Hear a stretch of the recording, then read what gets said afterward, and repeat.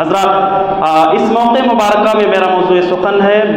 مصیبتوں کے فوائد۔ غالباً کافی وقت سے آپ جو ہے شیخ فتح اللہ صاحب کو سن رہے تھے اور ایک لمبا وقت آپ بیٹھے۔ الحمدللہ آپ کی ان قربانیوں کی ہم داد دیتے ہیں، رب العالمین ہمارے اور آپ کے مل بیٹھنے کو قبول فرمائے۔ وقت بہت کم ہے اور ہم آپ کا زیادہ وقت نہیں لیں گے، موضوع بہت طویل ہے، سمجھیں۔ مصیبتوں کے فوائد، آپ جانتے ہیں کہ امت مسلمہ مصیبتوں اور پریشانیوں کے پیچھے جو رب العالمین کے بہترین مقاصد ہیں اس سے بالکل واقفیت نہیں۔ نتیجتاً ہم اور آپ طعن و تشنیع کے شکار ہوتے، تکفیر کے شکار ہو جاتے، یہاں تک کہ بعض لوگ کہنا شروع کر دیتے کہ یا اللہ یا تو نجات دیتے اس مصیبت سے اور یا تو مار ہی ڈال۔ جبکہ ایک اثر کے اندر اللہ تبارک و تعالیٰ نے ارشاد فرمایا کہ کیف ارحمہ من شیء بھی ارحم،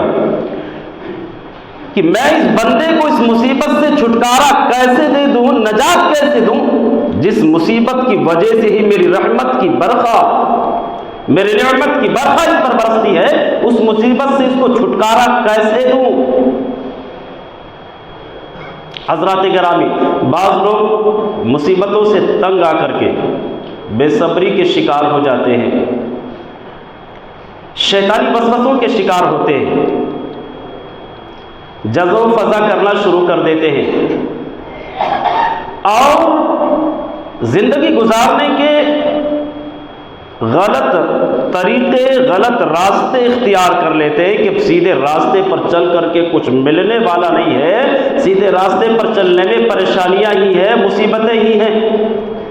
اس لیے وہ سیدھا راستہ چھوڑ کر کے غلط راستہ اختیار کر لیتے۔ شیطان ان کے اندر وسوسے ڈالتا ہے کہ تو بڑا مجرم ہے، بڑا گنہگار ہے، ماضی میں تو نے کیا کچھ نہیں کیا، اب کیا کر لے گا۔ اللہ نے ارشاد فرمایا انما النجوى من الشیطان یحزن الذین آمنوا، ایسے خیالات، ایسے بری وسوسیں شیطان کی طرف سے ہوتے ہیں جو انسان کو بھٹکانا چاہتا، گمراہنا چاہتا ہے، بندے مومن کو جو ہے ٹینشن میں، غم میں، اضطراب اور بے چینی میں مبتلا کرنا چاہتا ہے تاکہ یہ ایمان والا، یہ مسلمان مصیبتوں کا شکار ہو، اس کی مصیبتیں بڑھ جائے، صراط مستقیم سے ہٹ جائے، غلط راستے پر لگ جائے، یہ شیطان کا مقصد ہوتا ہے۔ حالانکہ اگر پریشان زدہ انسان اگر موحد ہے اور وہ نمازوں کا پابند ہے تو اس کو ڈرنے کی ضرورت نہیں ہے، پریشانیوں سے لڑنے کی ضرورت ہے،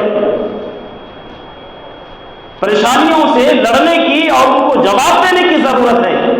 وہ راستہ چھوڑنے کی ضرورت نہیں ہے۔ اگرچہ وہ نماز شروع کیا پریشانیوں کے ڈر سے، مصیبتوں کے ڈر سے، کیونکہ مذہب اسلام کا یہ اصول ہے کہ اگر غرغرے سے پہلے،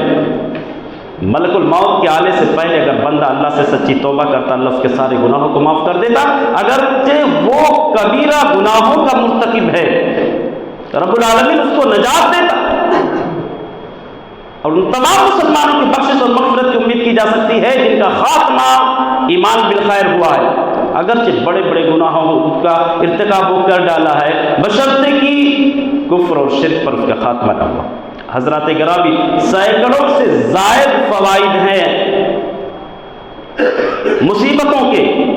پریشانیوں کے۔ رب العالمین نے قرآن عظیم کے اندر ارشاد فرمایا دنیا والو، جس پریشانی کو تم پریشانی سمجھ رہے ہو، جس مصیبت کو تم مصیبت سمجھ رہے ہو، جس بیماری کو بیماری سمجھ رہے ہو، جن مسائل و اعلان کی بنیاد پر تم سیدھا راستہ چھوڑ کر کے ایک غلط روش، غلط طریقہ اختیار کر رہے ہو، آج لوگ معاشی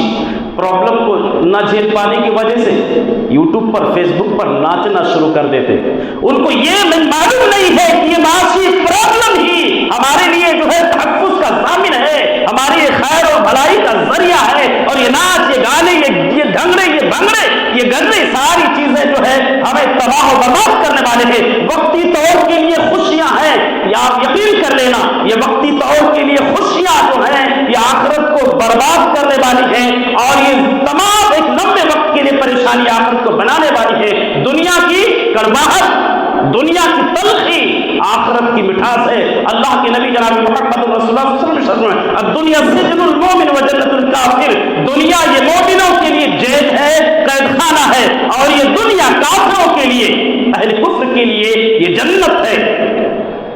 حضرات تو اللہ نے بیان کیا کہ بعض ان تکرهوا شیئا وهو خیر لکم، دنیا والوں جن مصیبتوں کو تم جو ہے مصیبت سمجھ رہے ہو، پریشانی سمجھ رہے ہو، اپنے لیے بیکار چیز سمجھ رہے ہو، ممکن ہے کہ رب العالمین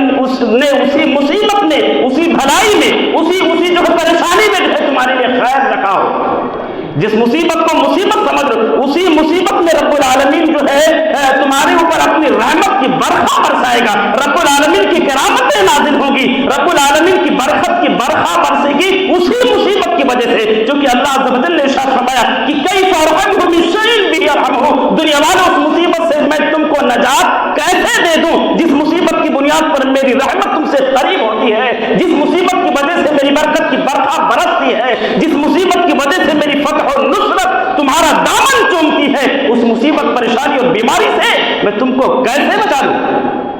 اللہ نے کہا جس مصیبت کو تم مصیبت سمجھتے ہو ممکن ہے اسی مصیبت میں تمہاری زندگی ہو، اور جس بھلائی کو تم بھلائی سمجھتے ہو، جس خوشحالی کو تم خوشحالی سمجھتے ہو وہ خوشحالی نہیں ہے، وہ تمہارے لیے بدحالی کا کیا نام ہے، بدحالی کا اعلان لے کر کے آئی ہے،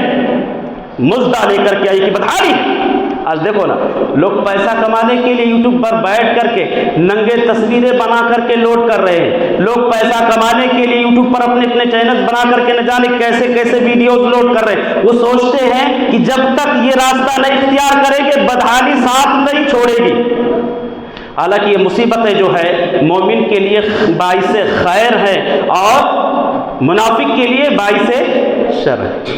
چونکہ مومن مصیبتوں میں نکھر جاتا ہے اور منافق مصیبتوں میں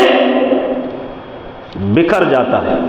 حضرات گرامی میں وقت نہیں لینا چاہتا ہوں، وقت ہی نہیں ہے، آپ یہ بس اتنا سمجھ لیجئے کہ جتنے بھی کوالٹیز اور قسم اور نوعیت کی مصیبتیں ہمارے اور آپ کے گھروں میں آتی ہیں، چاہے بیماری کی شکل میں ہو، اختلافات کی شکل میں ہو، تنگ دستی کی شکل میں ہو، فقر و فاقہ کی شکل میں ہو، کسی بھی نوعیت کسی بھی شکل کی پریشانی اگر ہمیشہ ہمارے گھروں میں ہے تو اس سے گھبرانے کی ضرورت نہیں ہے، ان پریشانیوں میں مصیبتوں میں رب العالمین کی طرف رجوع کرنے کی ضرورت ہے، رب العالمین کی طرف لوٹنے کی ضرورت ہے، کہ اللہ نے کہا دنیا والوں بھلا تمہارے رب کو تمہیں مصیبت دے کر کیا ملنے والا، اس کا کیا فائدہ، اس کو فائدہ کیا ہونے والا ہے؟ اگر تم بڑھیا بن جاؤ، وہ تو مصیبتیں دیتا ہے تم کو بڑھیا بنانے کے لیے، اچھا بنانے کے لیے، بہتر بنانے کے لیے، تم کو نیک بنانے کے لیے ہی مصیبتیں دیتا ہے۔ اگر تم قدردان بن جاؤ اللہ عز و جل کے اور اس کے انعامات کی قدردانی کرنے والے بن جاؤ تو رب العالمین ایسے قدردانوں کا بھرپور قدر کرتا ہے، اور وہ زیادہ جانتا ہے کہ قدردان کون ہے اور نا قدرہ کون ہے۔ حضرات گرامی تو مصائب و آلام کے ڈھیر سارے فوائد ہیں۔ اب سب سے پہلی چیز تو اللہ رب العالمین ہمیں ایک بڑھیا انسان بنانا چاہتا ہے، مہذب بنانا چاہتا ہے، ایک میانہ روی اختیار کرنے والا، ایک اعتدالی انسان بنانا چاہتا ہے، اور اس کے علاوہ بھی اللہ تبارک و تعالی ہمیں جو مصیبتیں اس لیے بھی دیتا ہے تاکہ مصیبتیں دے کر کے آنے والی دنیا کو اس کے سنوار دے۔ اسی طریقے سے رب العالمین ہمیں مصیبتیں اس لیے بھی دیتا ہے تاکہ یہ جو بیان کرتا ہے کہ میں بڑا صابر ہوں، دنیا والوں کو یہ بتایا جا سکے کتنا بڑا صابر ہے، یہ میں بڑا صابر ہے، تاکہ صبر کا لیول ماپنے کے لیے کتنے بڑے صابر۔ مصیبتیں اس لیے دیتا ہے، لوگ تو اس مصیبت میں بہک جاتے ہیں۔ مصائب و اعلام کے ذریعے اللہ تبارک تعالیٰ بندے کے ایمان کو اور اس کے صبر کو آزماتا ہے۔ اس مصیبت میں کچھ لوگ جو ہے غلط راستہ اختیار کر لیتے، بکھر جاتے، اور الحمدللہ اس مصیبت میں کچھ لوگ مسجدوں کا رخ کرتے، وہ مصیبت ان کو جو ہے نیک بنا دیتی، دیندار بنا دیتی ہے، دین کا پابند بنا دیتی۔ تو حضرات گرامی مصیبتوں سے لڑنا چاہیے۔ حضرت ایوب علیہ السلام کی زندگی کو دیکھو، ان پر اللہ تبارک و تعالیٰ نے کتنی بڑی مصیبت، کتنی بڑی بڑی بیماریاں نازل کر دی، لیکن مصیبتوں انہوں نے گھبرائی نہیں، مصیبتوں میں گھبرائی نہیں، کوئی جزا و فضا نہیں کیا، کوئی کیا نام ہے تعن و تشنیق نہیں کیا، کوئی طنز نہیں کیا، اختلاف نہیں کیا، سیدھا راستہ چھوڑے نہیں، بلکہ صبر کرتے رہے۔ اور اللہ تعالیٰ بتاتا رہا کہ دیکھو میرا بندہ ایوب کتنا بڑا صابر ہے۔ اذ نادى ربه انی مسنی الضر وانت ارحم الراحمین، حضرت ایوب نے کہا اللہ بہت ہو گیا، بڑی لمبی بیماری ہو گئی ہے، بیماری نے مجھ کو چور چور کر دیا ہے،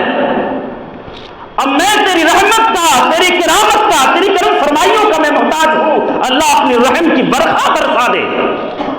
اللہ رب العالمین سے ایوب نے جو ہے رحمت کی، اس کے رحم و کرم کی بھیک مانگی، اللہ نے کہا ایوب جا میں شفا دے دیا۔ اللہ نے کہا رکوس برجلک ھذا مغتسل بارد شراب، ایوب شفا چاہتا اپنی ایڑی زمین پر مار دے، زمین سے پانی کے فوارے نکلے۔ حضرت ایوب علیہ السلام نے اس پانی میں کیا نام ہے غسل کیا، پیا، الحمدللہ اللہ نے شفا دے دیا، اور جتنی چیزیں پہلے اللہ نے کھوئی تھی ساری چیزیں اس سے ڈبل کر کے لوٹا دیا۔ اللہ رب العالمین نے حضرت ایوب کے صبر کو بیان کرتے تعریف کرتے بیان کیا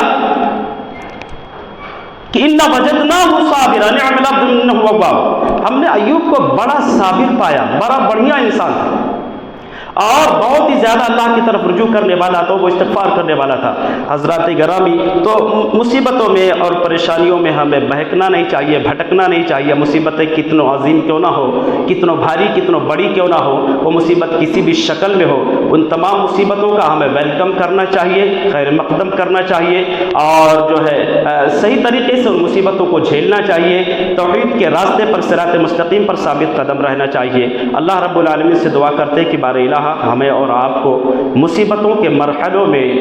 صراط مستقیم پر توحید کے راستے پر ثابت قدم رہنے کی توفیق عنایت فرمائے۔ اللہ ہم تمام مسلمانوں کو بڑے خوشی کے ساتھ مصائب و آلام کا ویلکم کرنے کی، خیر مقدم کرنے کی توفیق عنایت فرمائے۔ ایک بات یاد رکھنا، مصیبتوں کو جتنی طاقت ہو اتنی جھیلنی چاہیے، پہلے اس کے دفاع کی کوشش کرنی چاہیے، چونکہ اللہ کے نبی نے ارشاد فرمایا کہ مومن کے لیے جائز نہیں ہے کہ اپنے آپ کو ذلیل کرے، لا ينبغي للمؤمن ان يذل نفسه۔ صحابہ کرام نے کہا اللہ کے نبی، مومن اپنے آپ کو کیسے ذلیل کر سکتا؟ اللہ کے نبی نے کہا کہ جس مصیبت کو اس کے اندر جھیلنے کی طاقت ہے، یا جس مصیبت کو اس کے اندر ختم کرنے کی طاقت ہے، اس مصیبت پر صبر کر رہا ہے۔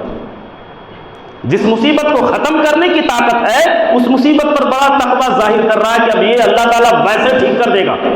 اپنی پارسائی کا اظہار کر رہا ہے، تو گویا کہ وہ صبر نہیں کر رہا ہے بلکہ اپنے آپ کو ذلیل کر رہا ہے۔ لہٰذا جن مصیبتوں کو جھیلنے کی طاقت اس کو جھیلیے، اور جن مصیبتوں کو ٹالنے کی طاقت اس کو ٹالنے کی بھرپور کوشش کیجیے۔ ایسا نہیں کہ صبر کر کے بالکل بیٹھے رہیے، ان مصیبتوں پر آنکھ بند کر کے بیٹھے رہیے، آنکھ بند کر کے بیٹھنا اپنے آپ کو ذلیل کرنا۔ اللہ سے دعا کرتے ہیں کہ بار الہ ہمیں اور آپ کو